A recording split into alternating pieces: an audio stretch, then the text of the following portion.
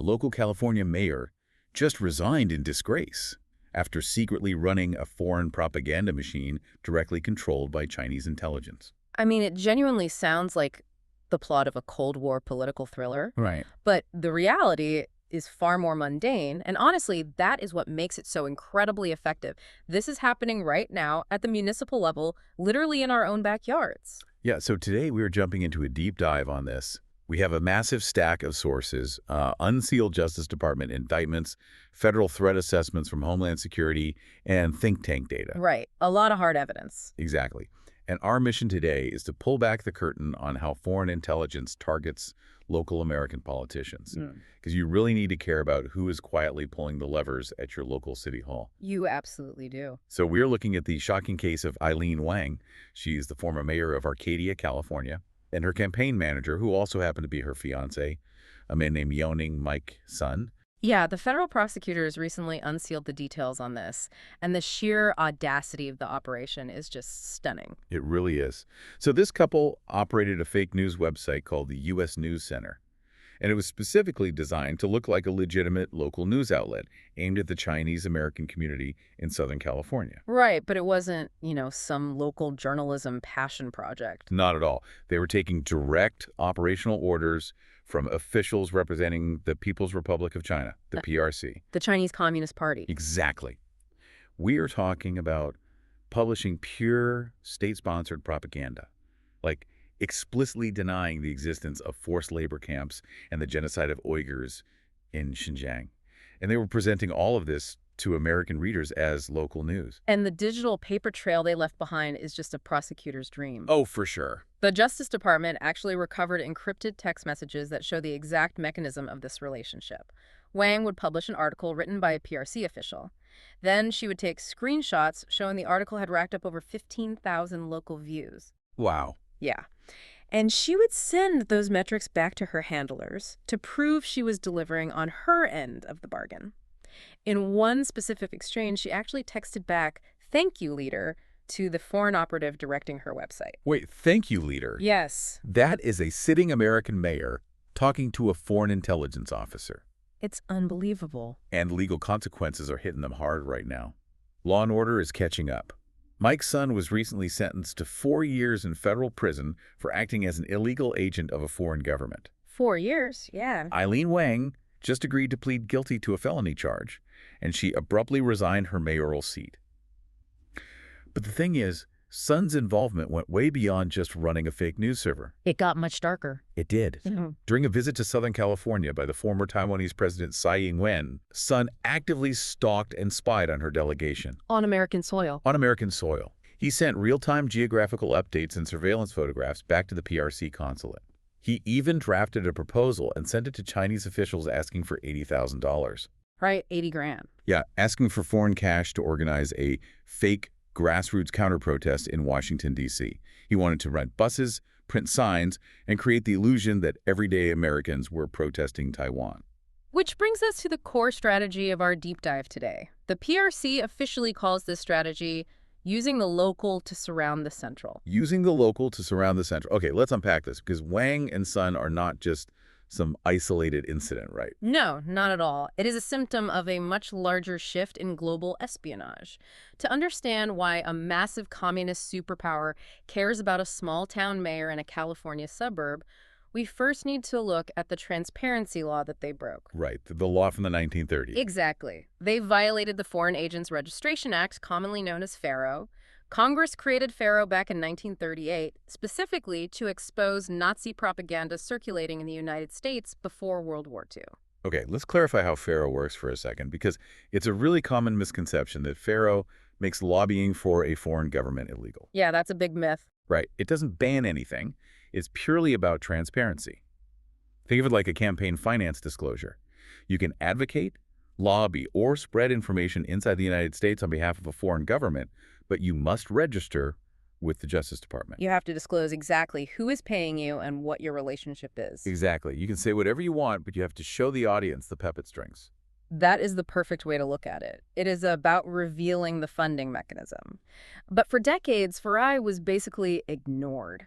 It was viewed in Washington as this dusty, bureaucratic hurdle. Right. Nobody really went to prison for it. Almost nobody faced criminal charges for ignoring it.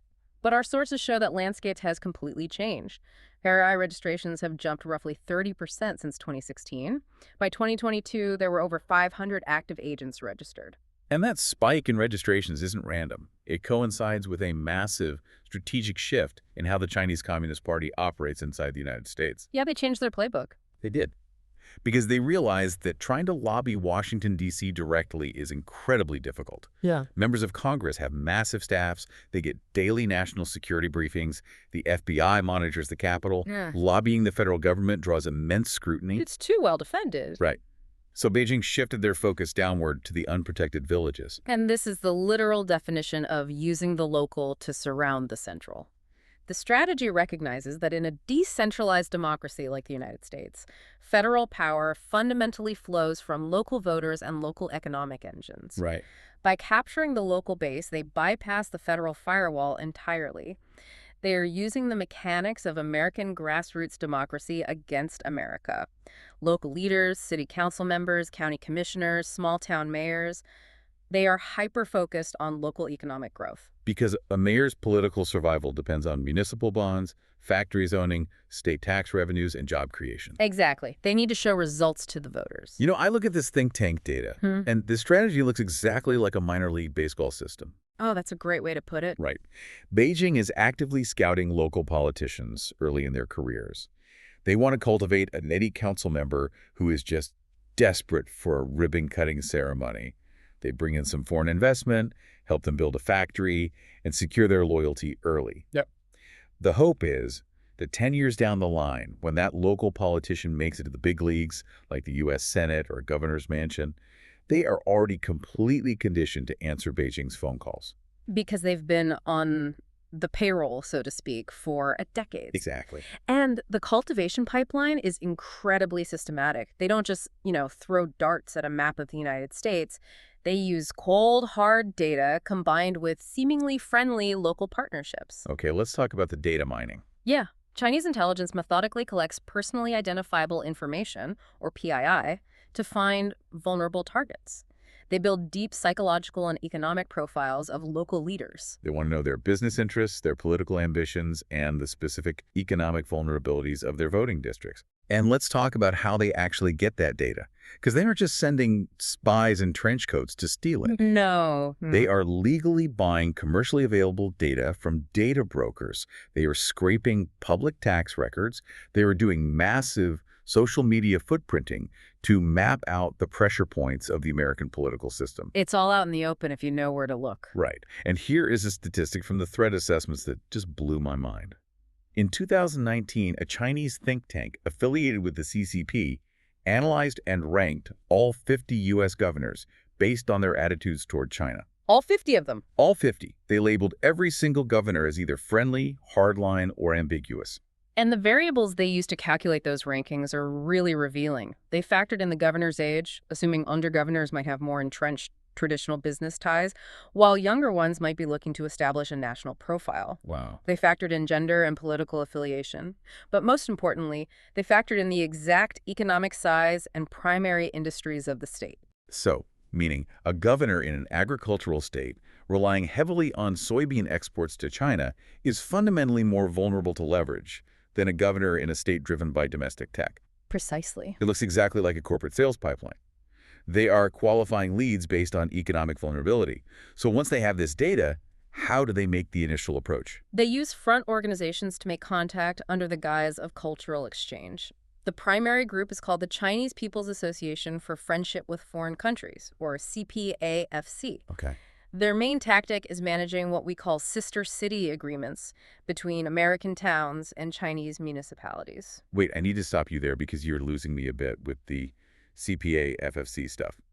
Aren't sister cities just about cultural exchanges and high school trips? That's what people think, yeah. How does a friendly cultural pact magically turn into an international gag order on a local American town? That feels like a massive leap. It seems like a leap until you look at the actual paperwork. These pacts come with hidden strings. The CPA-FFC describes itself as a friendly nonprofit, but the U.S. State Department has officially designated it as a foreign affairs front organization. Oh, wow. Yeah, explicitly tasked with co-opting subnational governments. When a local mayor wants to set up a sister city, they have to sign a memorandum of understanding, an MOU. Okay, so a contract. Right. The local American officials usually view this as a harmless ceremonial document to get access to cultural exchange money or student programs. But the MOUs are drafted by a foreign intelligence bureaucracy. Right. And they contain buried political clauses that force the local American city to formally acknowledge the One China policy as a condition of the partnership. So they're sneaking international geopolitical concessions into local municipal paperwork. Exactly. Let's look at the real-world fallout of this tactic using an example from our sources involving the city of Irvine in California. Irvine signed one of these sister city agreements. Almost immediately after the ink was dry, the foreign handlers invoked the clauses in the MOU. What happened? Suddenly, local American officials in Irvine were explicitly banned from flying the Taiwanese flag. They were banned from sending any official city delegations to Taiwan, and they were forbidden from playing the Taiwanese national anthem at civic events. Are you serious? The foreign government basically rewrote the local city's policy on free expression. Yes. And Irvine has a massive Taiwanese American population. The uproar from the local residents must have been deafening when they realized their own city council had signed away their right to fly a flag. The local residents were furious, and rightly so. The city council had essentially signed a Trojan horse. They use a cultural exchange to enforce a foreign authoritarian policy on American soil, bypassing the State Department completely. But what happens when a city pushes back? Like, let's say the residents protest, the cultural guilt trip fails, and the local politicians try to tear up the sister city agreement. Did the handlers just walk away and find another town? Not at all. When cultural pressure fails, they bring out the heavy artillery. Which is? Sheer economic coercion. It is fundamentally a geopolitical protection racket. Right. The PRC isn't just offering access to a massive market. They're holding the local economy hostage. They promise vast multi-million-dollar investments as a reward for compliance, and they threaten total supply chain collapse as a punishment. And the threat assessments detail a very specific case of this in 2019. Yes, they do. A U.S. governor was planning an official, routine trade trip to Taiwan. And before the governor could even pack their bags, they received a direct, written threat from a PRC consulate. A written threat. Yes.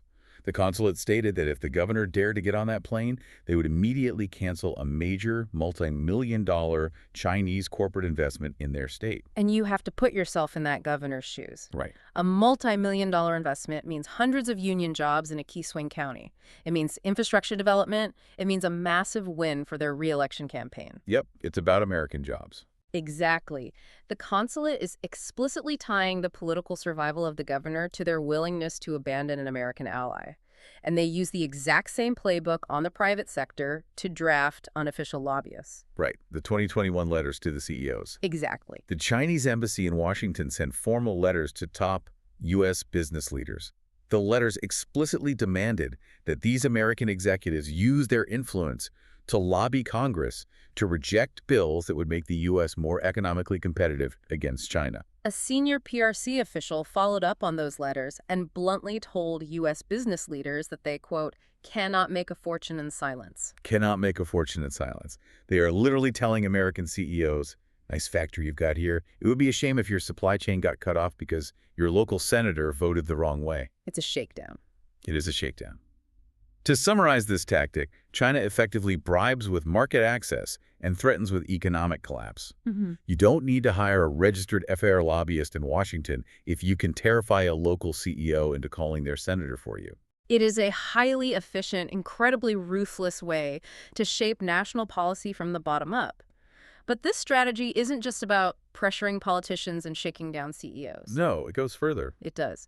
The most disturbing aspect of the intelligence assessments is how this operational framework eventually imports pure authoritarianism straight into local American neighborhoods, targeting private citizens. Because economic threats keep the politicians in line, but physical intimidation is what keeps the dissidents quiet. Exactly. Let's go back to Mike's son, the campaign manager for the Arcadia mayor. He wasn't just running a fake news site and asking for protest money. He was actively stalking private citizens. Right. He followed the Taiwanese president's motorcade and took surveillance photos of peaceful American protesters to send back to Beijing for identification. And that surveillance is just step one. The intelligence sources show that it can easily escalate into physical violence. And this is where it gets really scary. The Justice Department unsealed a truly shocking case in 2022 that illustrates the endgame of this local infiltration. A PRC intelligence operative operating inside the U.S. hired a private investigator in New York. Right. The operative ordered the investigator to physically attack a Chinese-American man who was running for a seat in the U.S. Congress. And we have to look at who this candidate was because his background explains everything. It really does. He was a former student leader who survived the 1989 Tiananmen Square massacre. He immigrated to the United States, built a life here legally, and even served in the United States military. A true American patriot. Absolutely. His mere existence as a successful Democratic candidate in New York challenged the entire narrative of the CCP. He embodied everything they fear. Because of that, the CCP operative literally ordered the private investigator to, quote, beat him until he cannot run for election. Yeah. They wanted to physically crush the democratic process in an American city to silence a critic. The sheer audacity of ordering a hit on a congressional candidate in New York shows how comfortable these intelligence networks have become operating at the local level. Beat him until he cannot run for election. Yeah. It is completely chilling. If we connect this to the bigger picture, this raises a critical distinction that the intelligence assessments emphasize. And it is something we must make absolutely clear. Okay. These operations, the fake news sites, the sister city coercion, the physical violence, they're directed entirely by the Chinese Communist Party and the PRC government. Right. They are not directed by the people of China. Right. And they are certainly not directed by Chinese Americans. In fact, as we see with the congressional candidate in New York and the Taiwanese residents in Irvine, Chinese Americans are overwhelmingly the primary targets and victims of this foreign aggression. The strategy weaponizes the openness of American society to terrorize the very people who fled authoritarianism to come here in the first place. Precisely. And this is exactly why you, the listener, need to understand these mechanisms. This isn't abstract geopolitics happening oceans away. It corrupts the U.S. civil process at the most fundamental level. It does. It imports authoritarian fear into free societies. When a foreign intelligence service can order an attack on a local candidate or force an American mayor to publish propaganda denying human rights abuses, the fundamental integrity of your local community is severely compromised. Because the federal firewall doesn't protect you if the threat is already sitting in your town hall. Exactly. So with foreign intelligence operating right at the neighborhood level, deploying data mining, economic blackmail, and physical violence to turn local leaders into proxy pawns. Turning local leaders into proxy pawns. What can local municipalities actually do about it? How do we defend the minor leagues? Well, the National Counterintelligence and Security Center has laid out very clear mitigation steps for local governments. First and foremost, state and local leaders must realize they are now on the front lines of national security. They have to wake up. They do. They represent a critical blind spot in our defense, and they must act like it. They have to demand total transparency. All memoranda of understanding and partnership agreements with foreign entities must be made public and subject to open debate before they're signed. No more secret MOU clauses. Local leaders have to accept that there is no such thing as a free lunch in geopolitics. If a foreign entity is offering to build a massive factory in your small town or fund a lavish cultural exchange, you need to look very closely at the strings attached to that money. Furthermore, cities need to break out of their silos and share their experiences.